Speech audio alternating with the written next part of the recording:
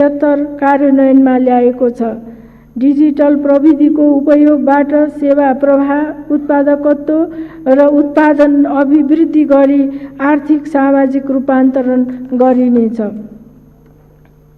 सबै सरकारी सेवालाई गुणस्तरीय सूचना प्रविधिमा आधारित गराउने लक्ष्य अनुरूप देशभरका 431 स्थानीय तहका कार्यालय, 3612 वडा कार्यालय, 2546 स्वास्थ्य केन्द्र र 2948 सामुदायिक माध्यमिक विद्यालयमा ब्रोडब्यान्ड इन्टरनेट सेवा पुर्याइएको छ।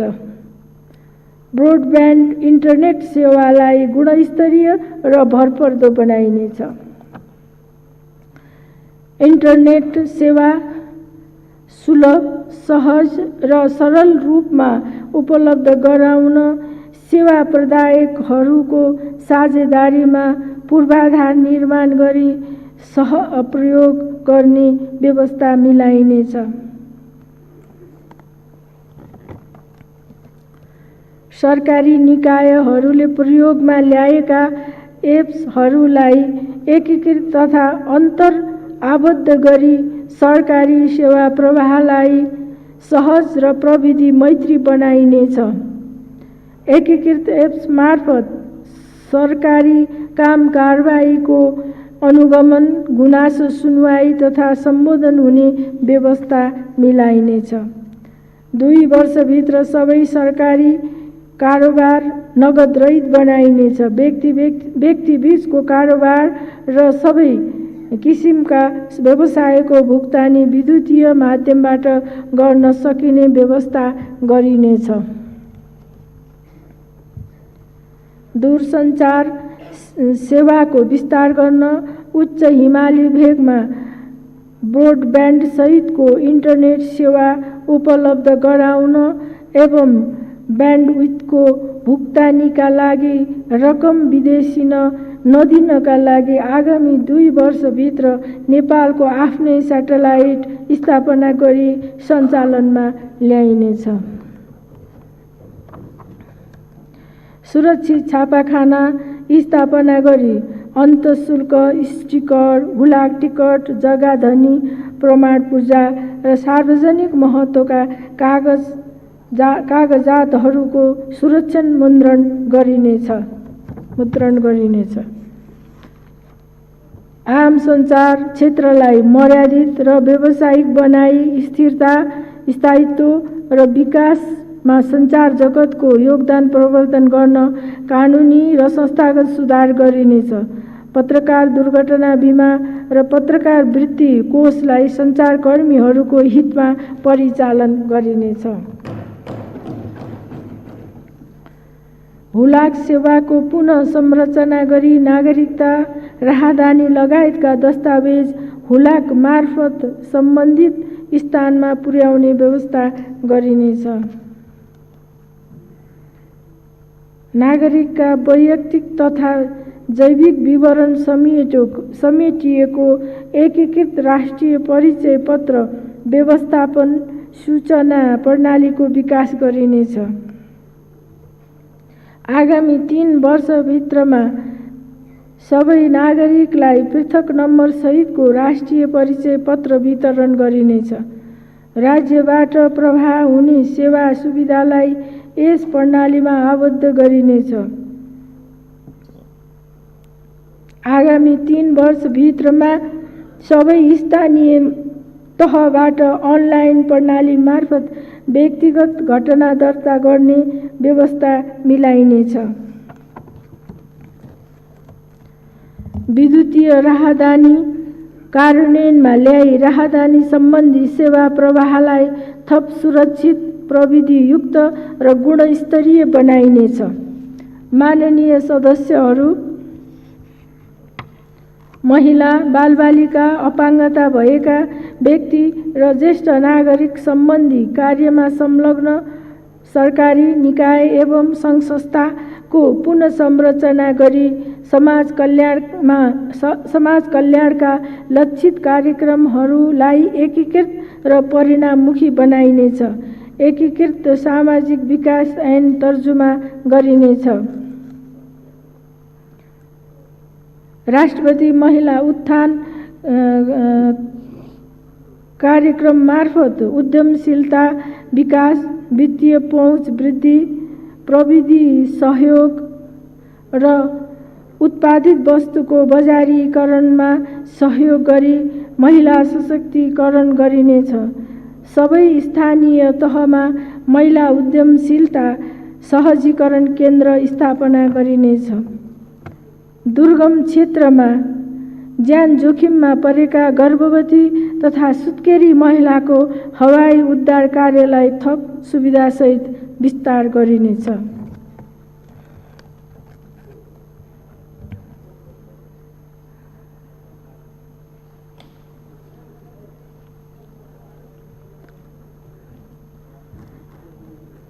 महिला हिंसा, मानव बेचबिखन तथा ओसार पसारको जोखिम कम गर्न चेतनामूलक कार्यक्रम सञ्चालन गरिनेछ।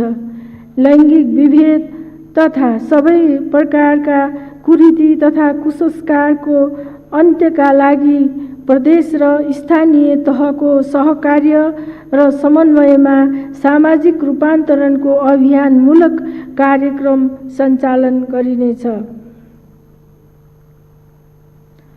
महिला सञ्चालन गरिनेछ। बालबालिका सम्बन्धी राष्ट्रिय रणनीति तयार गरी कार्यान्वयन गरिनेछ। प्रदेश र स्थानीय तहको सहकार्य र समन्वयमा बाबुआमा तथा अभिभावकको मृत्यु भई वा अन्य कारणले असहाय भएका वा सडकमा बेवारिसे अवस्थामा रहेका बालबालिकाको उद्धार तथा संरक्षण गरिनेछ। सरकारले अशक्त, असहाय, बेसहारा ज्येष्ठ नागरिकको प्राथमिकताका साथ संरक्षण गर्नेछ। स्वास्थ्य उपचारको सुविधासहित ज्येष्ठ नागरिक गृहहरू स्थापना गरिनेछ। अन्तर्पुस्ता ज्ञान, अनुभव र सिप हस्तान्तरणका लागि स्थानीय तहको सहभागितामा ज्येष्ठ नागरिक मिलन केन्द्रहरूलाई व्यवस्थित र विस्तार गरिनेछ।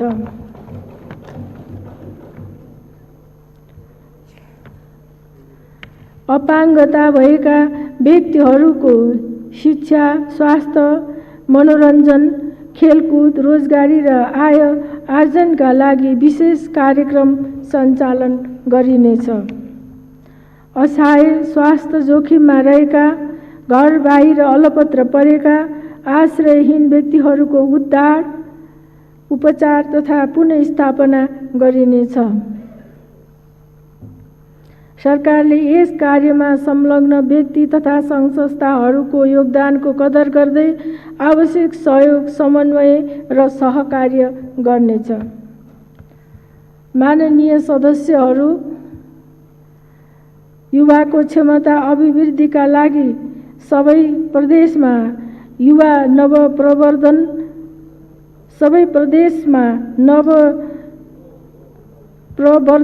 केन्द्र स्थापना गरिनेछ। स्वास्थ्य, सचेतना, सरसफाई, विपद व्यवस्थापन तथा वातावरण संरक्षण र सामाजिक कुरीति, अन्धविश्वास विरुद्धको सामाजिक जागरण कार्यमा स्काउट र युवा स्वयंसेवक परिचालन गरिनेछ। नेपालमा सम्पन्न 13औं दक्षिण एसियाली खेलकुद प्रतियोगितामा नेपालले हालसम्मकै सबैभन्दा बढी 51 स्वर्ण सहित 207 पदक जितेको छ। राष्ट्रिय, क्षेत्रीय र अन्तर्राष्ट्रिय खेलकुद प्रतियोगितामा सहभागी भई पदक प्राप्त गर्न सक्ने गरी खेलाडीको क्षमता विकास गरिनेछ। स्थानीय, प्रादेशिक तथा राष्ट्रिय स्तरमा सुविधा सम्पन्न खेलकुद पूर्वाधारको निर्माण तथा स्तरोन्नति, गर्ने कार्यलाई निरन्तरता दिइनेछ। उच्च पर्वतीय खेलकुद तालिम केन्द्र स्थापना गर्ने कार्य अघि बढाइनेछ। निजी क्षेत्रबाट पहल गरिएका खेलकुद पूर्वाधार निर्माणलाई प्रोत्साहन गरिनेछ। माननीय सदस्यहरू,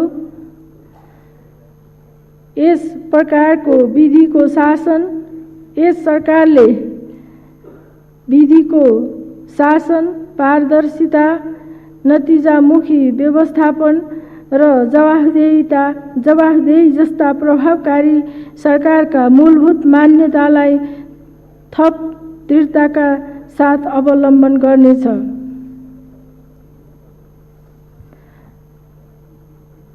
सार्वजनिक सेवामा समतामूलक पहुँच सुनिश्चित गरी सेवा प्रवाहको गुणस्तर र प्रभावकारिता वृद्धि गरिनेछ।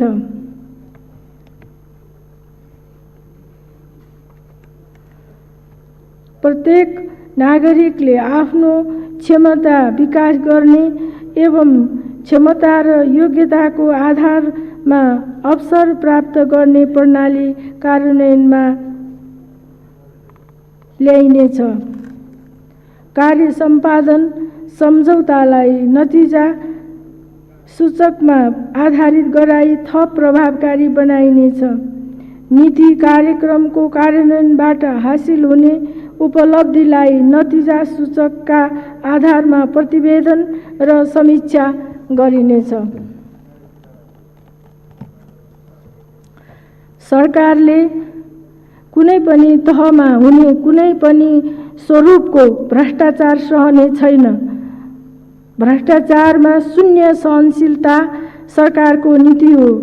निगरानी, अनुसन्धान र छानबिन कार्यलाई थप सशक्त बनाई भ्रष्टाचार, अनियमितता, सरकारी सम्पत्तिको अनधिकृत प्रयोग, अपचलन तथा दोहन गर्ने जुनसुकै व्यक्तिलाई कानुनी कारबाहीको दायरामा ल्याइनेछ।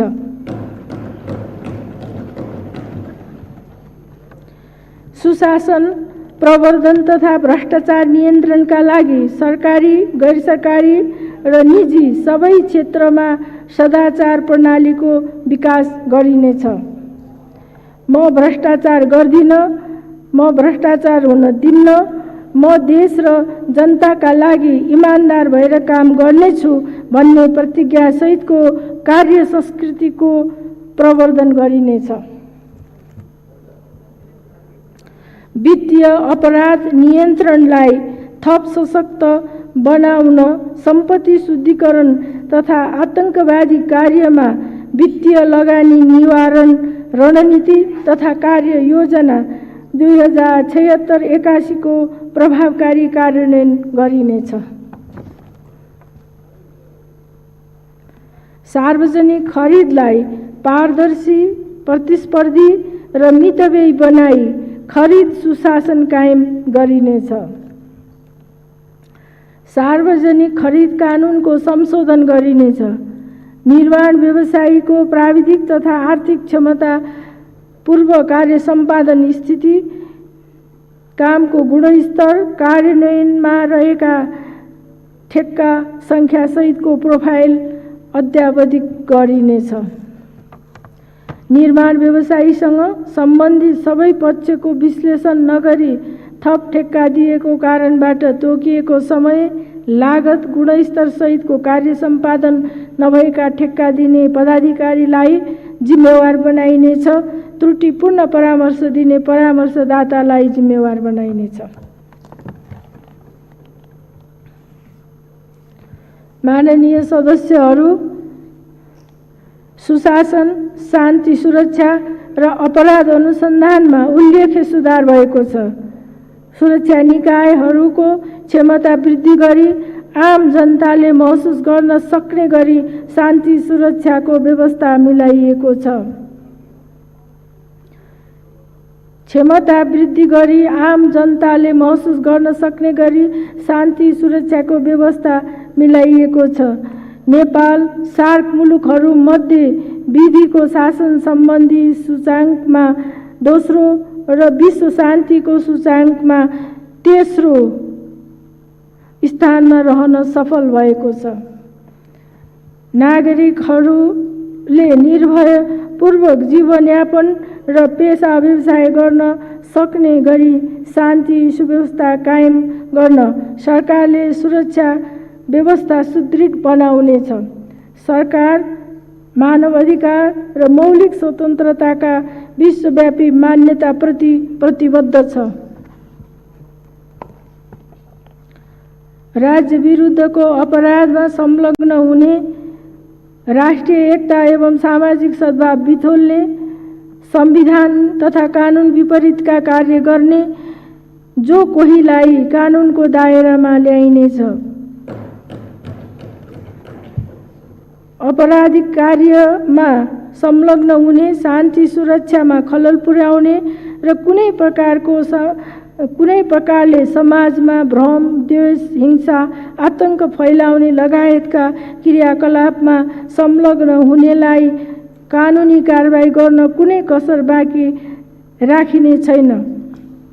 अपराध अनुसन्धान र अभियोजनलाई तथ्यपरक र वैज्ञानिक बनाइनेछ।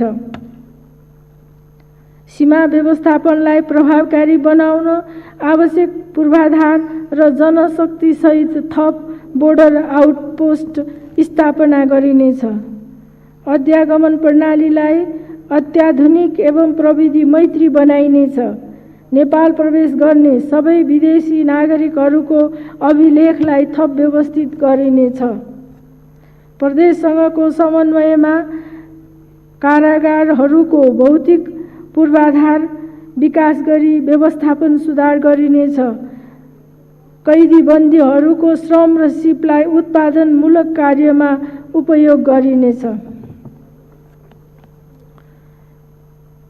विपदको पूर्व तयारीका लागि सम्भाव्य जोखिमको पहिचान र न्यूनीकरण गर्ने, क्षतिको पूर्वानुमान गर्ने र सतर्कताका लागि पूर्व चेतावनी गर्ने प्रणाली विकास गरिनेछ। विपद व्यवस्थापनका पूर्वाधार निर्माण गरी सबै तहमा आवश्यक सामग्रीको भण्डारण गरिनेछ। सङ्घ, प्रदेश र स्थानीय तह, निजी क्षेत्र तथा समुदायको समन्वय एकीकृत रूपमा खोज, उद्धार र राहतको व्यवस्था मिलाइनेछ। विगत लामो समयदेखि पुनः स्थापित हुन नसकेका विपद प्रभावितहरूलाई पुनः स्थापना गर्ने कार्यलाई तीव्रता दिइनेछ। विपद व्यवस्थापनका लागि जिम्मेवार निकायहरूको क्षमता विकास गरिनेछ। न्याय सम्पादनलाई छिटो छरितो बनाइनेछ। सहज पहुँचयुक्त न्याय प्रणालीको प्रवर्धन गरिनेछ। न्यायपालिकाको चौथो पञ्चवर्षीय रणनीतिक योजनाको कार्यान्वयन गरिनेछ। शान्ति प्रक्रिया र संक्रमणकालीन न्याय सम्बन्धी बाँकी कार्य सम्पन्न गरिनेछ। विगतको जनआन्दोलन र द्वन्द्वकालमा घाइते भई थप उपचारको आवश्यकता भएका व्यक्तिहरूको उपचार गर्ने व्यवस्था मिलाइनेछ। आन्दोलन र द्वन्द्वबाट घाइते तथा अङ्गभङ्ग भएका व्यक्तिहरूलाई रोजगारी र स्वरोजगारका अवसर उपलब्ध गराउन प्रविधि, तालिम र वित्तीय पहुँचको व्यवस्था गरिनेछ। नेपाली सेना लगायत सबै सुरक्षा निकायहरूलाई आवश्यक पर्ने स्रोत साधन उपलब्ध गराई दक्ष, व्यावसायिक र उच्च मनोबलयुक्त बनाइनेछ। सुरक्षाकर्मीहरूलाई नियमित तालिम प्रदान गरी क्षमतावान बनाइनेछ। राष्ट्रिय प्रतिरक्षा विश्वविद्यालय सञ्चालनको आवश्यक तयारी पूरा गरिनेछ। सैनिक सामग्री उत्पादनमा राष्ट्रिय क्षमता वृद्धि गरिनेछ। राष्ट्रिय एकीकरण पदमार्गको संरक्षण र प्रवर्धन गरिनेछ। राष्ट्रिय योजना आयोगलाई विकास नीति, कार्यक्रम र आयोजनाको मूल्याङ्कन एवं अनुसन्धानमा केन्द्रित गरिनेछ। आगामी वर्ष राष्ट्रिय जनगणना, नेपाल जीवनस्तर मापन सर्वेक्षण, औद्योगिक गणना तथा सुख सर्वेक्षण सम्पन्न गरिनेछ।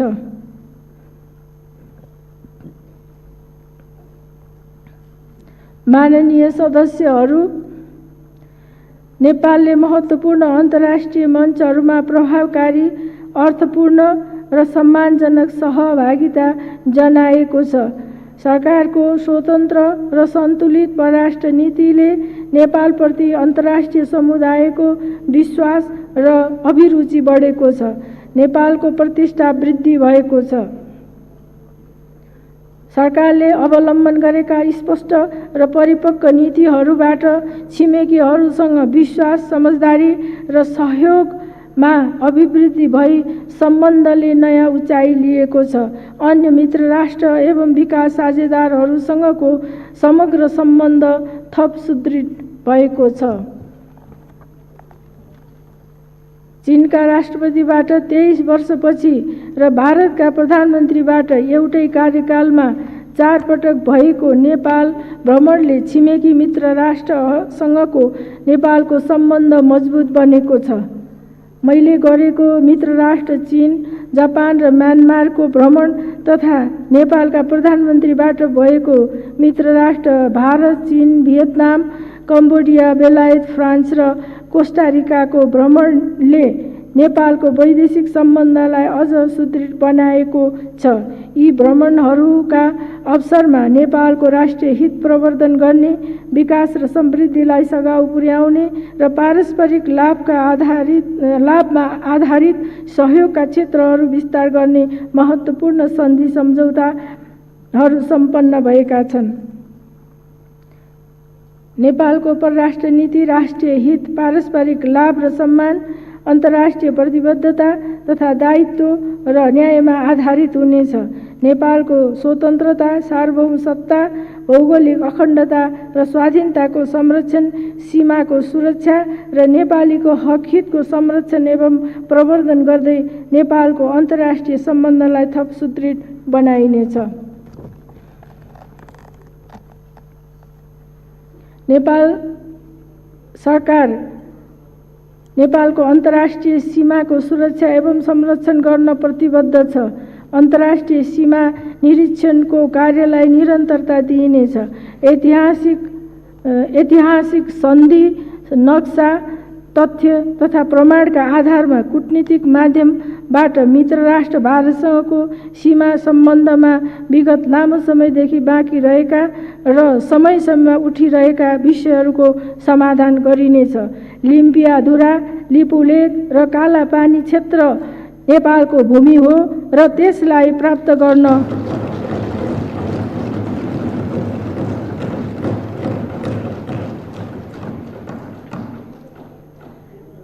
लिम्पियाधुरा, लिपुलेक र कालापानी क्षेत्र नेपालको भूमि हो र त्यसलाई प्राप्त गर्न ठोस कूटनीतिक पहल गरिनेछ। तदनुरूप नै छुटेको भूमि समेत समावेश गरी नेपालको नक्सा जारी गरिनेछ।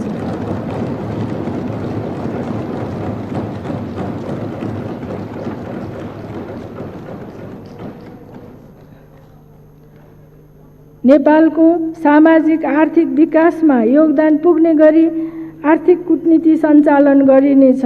नेपाली कूटनीतिक नियोगहरूलाई व्यापार विस्तार, विकास सहायता र लगानी वृद्धि, प्रविधि विकास र हस्तान्तरण, पर्यटन प्रवर्धन एवं सुरक्षित र मर्यादित वैदेशिक रोजगारीका लागि परिचालन गरिनेछ।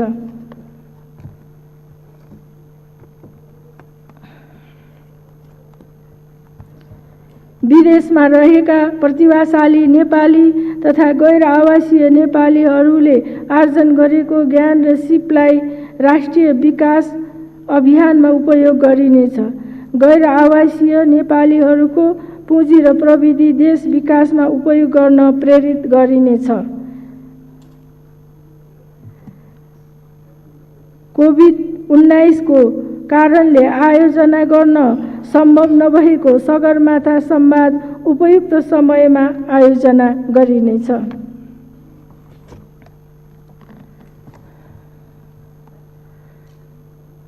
प्रतिनिधि सभाका सम्माननीय सभामुख, राष्ट्रिय सभाका सम्माननीय अध्यक्ष, संघीय संसदका माननीय सदस्यहरू, नेपाल सरकारले राजनीतिक, सामाजिक आर्थिक उपलब्धिहरूलाई संरक्षण गर्दै थप उन्नत बनाउने, राष्ट्रिय हितको प्रवर्धन गर्ने, राष्ट्रिय गौरव, सम्मान र स्वाभिमान वृद्धि गर्ने, छिमेकी मित्र राष्ट्र र अन्य मित्र राष्ट्रहरूसँगको सम्बन्ध सुदृढ बनाउने, कोभिड-19 महामारीको रोकथाम तथा नियन्त्रण गर्ने र महामारीबाट प्रभावित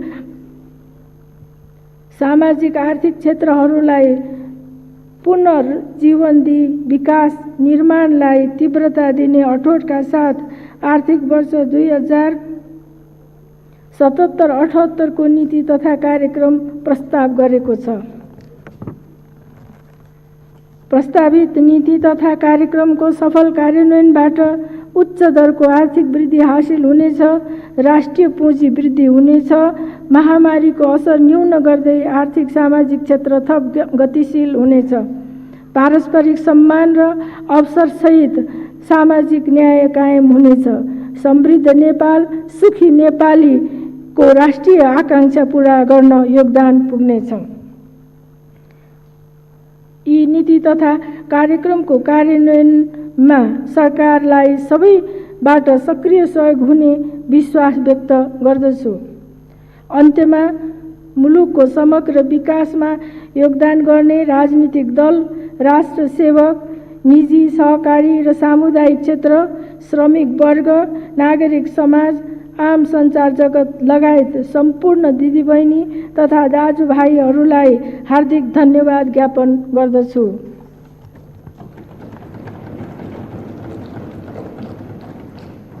नेपालको विकासमा सहयोग पुर्याउने छिमेकी मित्र राष्ट्रहरू, अन्य मित्र राष्ट्रहरू, विकास साझेदारहरू र गैर आवासीय नेपाली समुदायलाई धन्यवाद दिन्छु। धन्यवाद।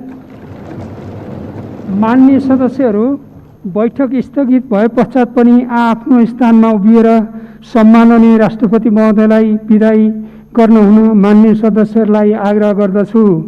माननीय सदस्यहरू, संघीय संसदको दुवै सदनको संयुक्त बैठक यही स्थगित हुन्छ।